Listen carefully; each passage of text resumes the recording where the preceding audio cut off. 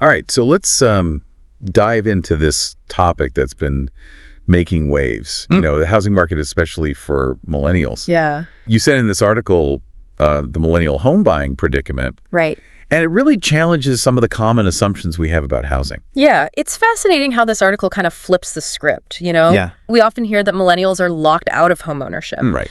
But this piece takes this long-term perspective, suggesting that demographic shifts could actually, reshape the market in these unexpected ways. Okay, so walk me through this. Sure.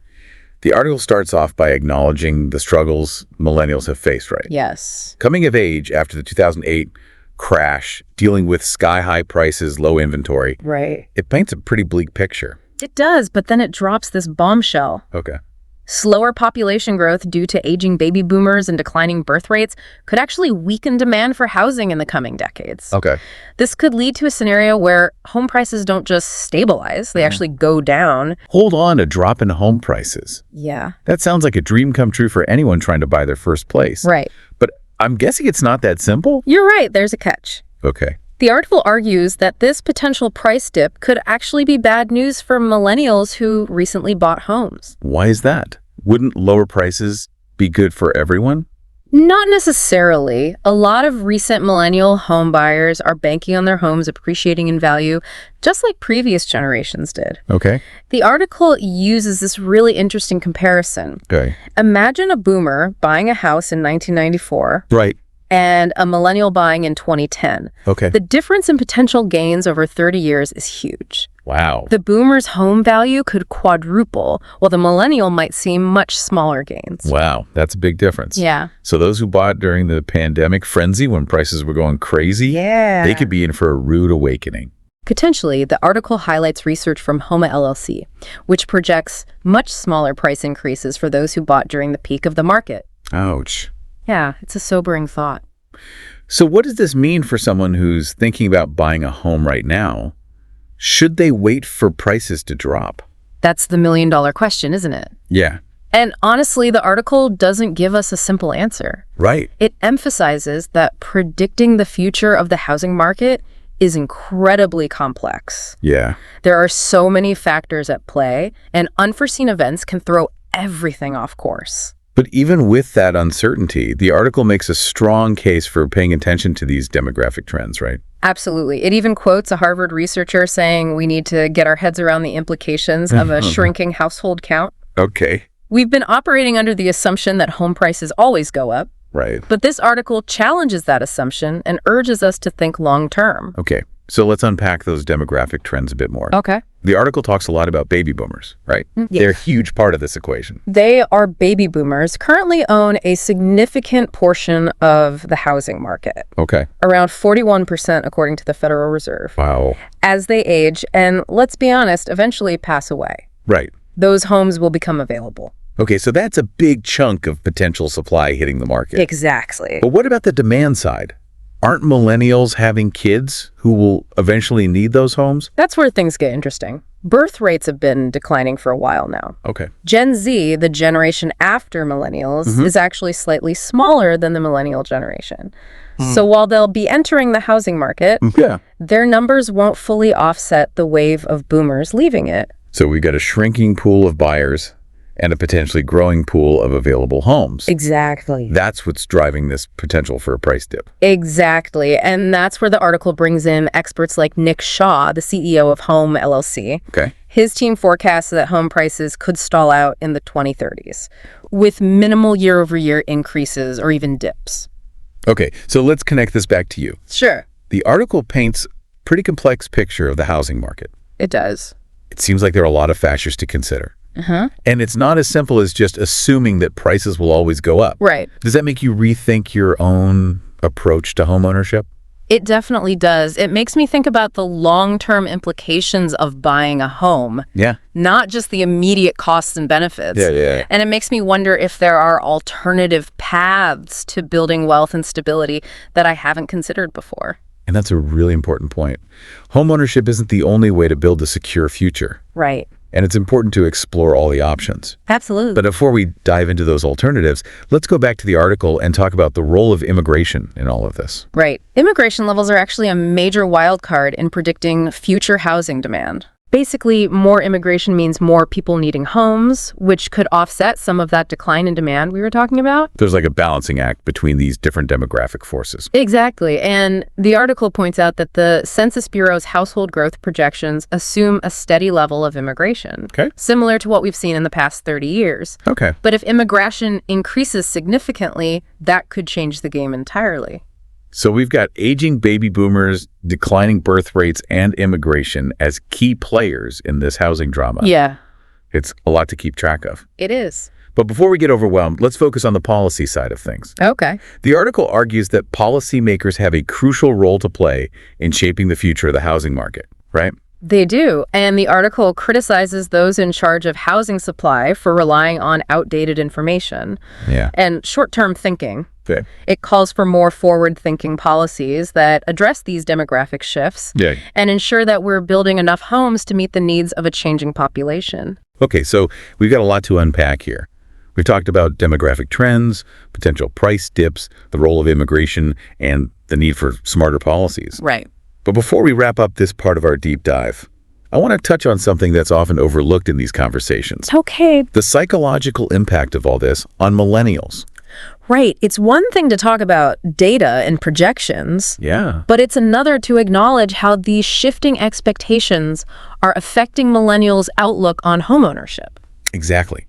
They've been told for years that homeownership is the key to financial security, the cornerstone of the American dream. Yeah. But now with this potential market shift, those assumptions are being questioned. Right, and that can be really unsettling. It creates a lot of uncertainty and anxiety, especially for those who have been working hard to achieve this goal. It's like they're stuck in this housing limbo, Yeah. wondering if they should buy, now wait for prices to drop, or explore alternative paths altogether. Right. And that's what we're going to dive into in the next part of our deep dive. Exactly. We'll explore how millennials are responding to this uncertain landscape and what it means for the future of homeownership. Stay tuned. We'll be right back. Welcome back. Before the break, we were discussing that emotional roller coaster that is the housing market for millennials. Yeah. And I think it's crucial to acknowledge, those feelings because let's face it, buying a home, it's more than just a financial transaction. Yeah. It's tied up with hopes and dreams for the future. Absolutely. And speaking of dreams, the article does offer a glimmer of hope for those who are still striving for home ownership. Yeah. It suggests that this potential market slowdown could actually be a good thing for certain buyers. Right. While some millennials might face, slower appreciation on their homes, Right. this shift could create opportunities for those who have been priced out in recent years. Okay. Imagine a calmer market with less competition, fewer bidding wars. Okay, so less frenzy, more opportunity. That does sound appealing, especially for those who have been feeling discouraged by the current state of the market. Yeah. But the article also mentions Gen Z. Right. They're the ones who could really benefit from this potential shift. Exactly. Gen Z is just starting to enter the housing market, and if prices do stabilize or even drop, Right. they could find themselves in a much more favorable position than millennials were a few years ago. Oh, wow. It's all about timing. So it's like a passing of the torch with Gen Z potentially reaping the benefits of this demographic shift. That's a great way to put it. And this idea of generational shifts. Yeah. It's really important for understanding the bigger picture. We Right. often get caught up in the immediate concerns of our own generation. Yeah. But it's helpful to step back and see how these trends play out over time. You're right. It gives us a broader perspective. So let's zoom out a bit Okay. and think about the overall housing market. If demand does weaken, as the article suggests, what does that mean for the supply side? Do we still need to be building new homes? That's a crucial question. Even with slower population growth, there's still a need for more housing. The article cites data from the Harvard Joint Center for Housing Studies, which projects a need for millions of new homes in the coming decades. Millions. That's a lot of construction. But if demand is slowing down, wouldn't builders naturally adjust and build fewer homes? You would think so, but it's not that simple. There are a lot of factors that influence housing supply, Okay. like zoning regulations, building codes, the availability of land and labor. Okay, it sounds like policymakers and builders have a big role to play in ensuring that we have enough housing to meet the needs of a changing population. Absolutely. They need to be proactive and adapt to these shifting demographics. And this is where the article's critique of short-term thinking really resonates. Yeah. We can't rely on outdated assumptions about population growth and housing demand. We need a more forward-thinking approach. Okay, so we've talked about the potential for slower appreciation, the opportunities for new buyers, and the need for continued construction. Right. But I want to go back to this idea of a more balanced market that the article mentions. Yeah. What does it actually look like in practice? Well, imagine a market where prices aren't fluctuating wildly, Okay. where buyers and sellers have more realistic expectations, Right. and where the process feels less like, this cutthroat competition. That sounds, dare I say, pleasant? Right. A little less stress in the housing market would be a welcome change for everyone involved. Right. And a more balanced market could benefit both buyers and sellers. Right. It could create a more stable and predictable environment, which is good for the overall economy as well. Okay, so less frenzy, more stability. That sounds good in theory.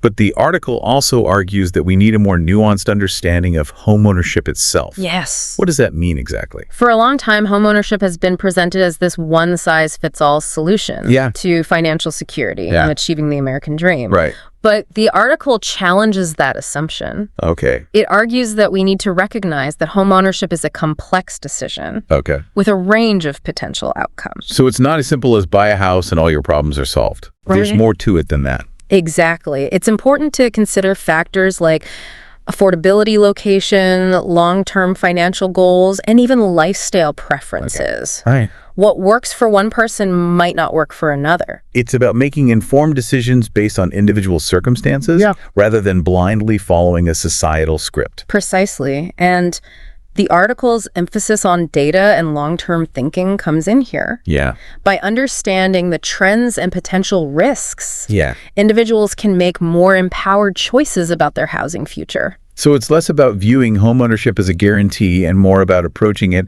as an informed investment.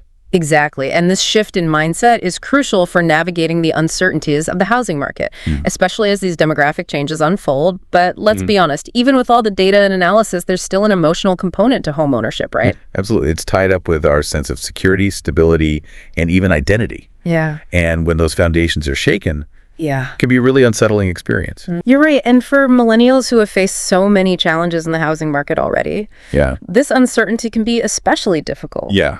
They've been told to delay gratification, work hard, save diligently, and eventually they'll be rewarded with the stability of homeownership. Right. Now they're being told that the rules might be changing. It's like they can't catch a break. Yeah. And it's not just about money either. It's about the vision people have for their lives. Yeah. The dreams they've built around having a place of their own. Right. What happens to those dreams when the housing market feels so unpredictable? That's a deep question, and it touches on something that the article hints at but doesn't fully explore: Okay. the potential impact of these shifts on wealth inequality. Okay, let's talk about that. Yeah. How could a slowdown in home price appreciation impact wealth inequality? Well, homeownership has long been a major driver of wealth accumulation. Right. Especially for middle-class families. Yeah. If that engine starts to sputter, Yeah. it could exacerbate existing disparities. So it's not just about individual homeowners.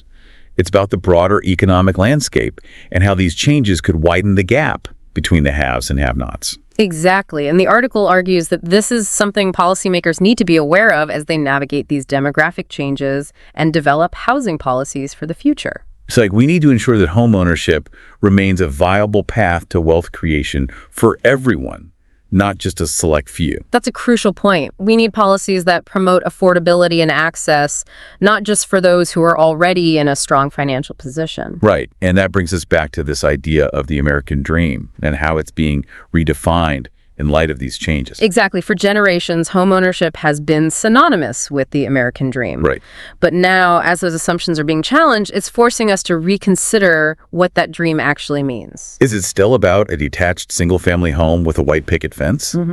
Or is it evolving to encompass different forms of housing, different lifestyles, different paths to financial well-being? That's the question we need to be asking ourselves, and it's not an easy one to answer.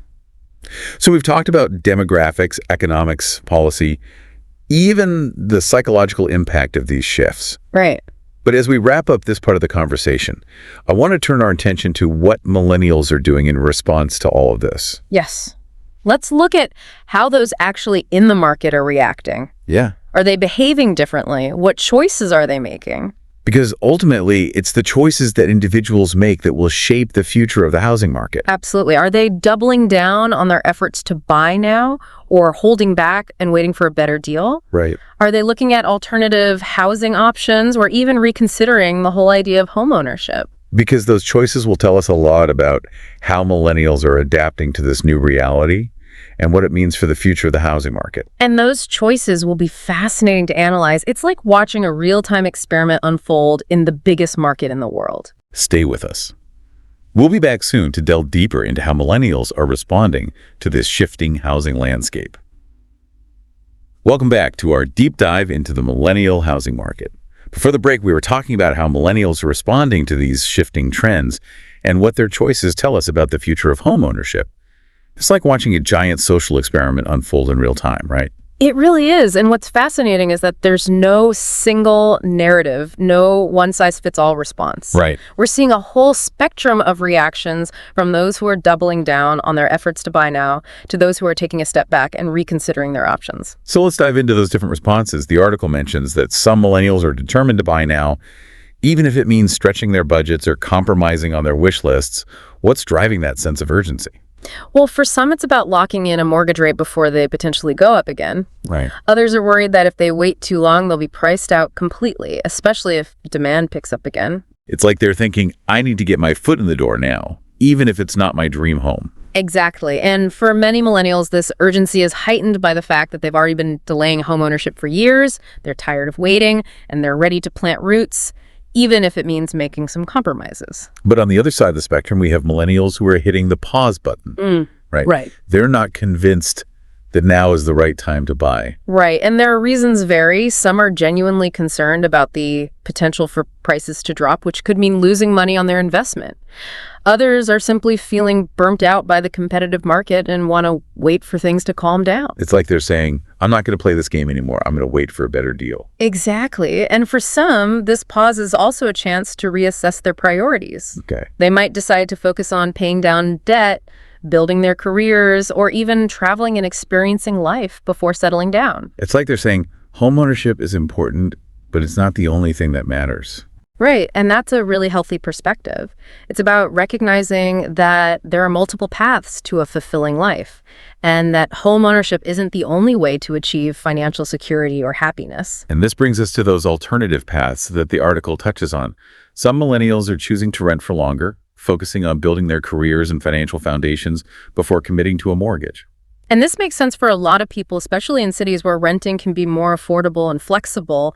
Then owning it allows them to save money, explore different neighborhoods, and even move for job opportunities without being tied down to a property. It's about prioritizing flexibility and freedom in a world that's constantly changing. Exactly. And it's not just about renting either. We're seeing millennials embrace a wider range of housing options, from co-living spaces to tiny homes to multi-generational living arrangements. It's like they're saying, forget the traditional model. I'm going to find a solution that works for me and my lifestyle. And that's what's so exciting about this moment. We're seeing a shift away from a one-size-fits-all approach to housing towards a more personalized and diverse landscape. It's about recognizing that home doesn't have to look a certain way. It can be a condo, an apartment, a tiny house, or even a shared living space. And that flexibility and creativity are essential for navigating a housing market that's in flux. So we've got millennials buying, waiting, renting, exploring alternatives. It's a mixed bag, but what does all of this tell us about the future of home ownership? Well, I think it suggests that homeownership will continue to be an important goal for many. But it might look different in the coming years. We might see less emphasis on the traditional single-family home and more interest in diverse housing options that cater to different lifestyles and budgets. It's like the definition of home is expanding and becoming more inclusive. Exactly, and I think that's a positive development. It means that more people have the opportunity to find a place that truly feels like home, regardless of their income, family structure, or lifestyle preferences.